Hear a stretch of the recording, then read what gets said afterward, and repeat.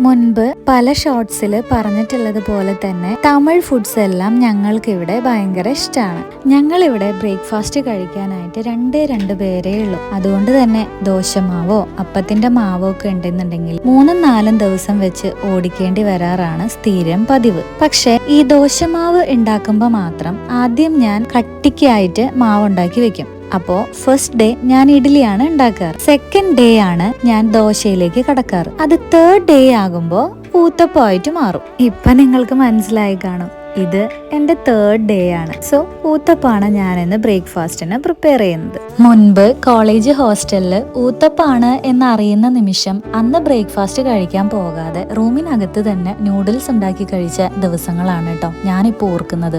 അതേ ഞാൻ തന്നെയാണ് ഇന്ന് ഊത്തപ്പം വീട്ടില് പ്രിപ്പയർ ചെയ്ത് കഴിക്കാം. ഹോസ്റ്റലിൽ നിന്ന് കഴിച്ച ഫുഡുകളെല്ലാം തന്നെ ഇന്ന് എനിക്ക് ഭയങ്കര നൊസ്റ്റാൾജിയാണ്.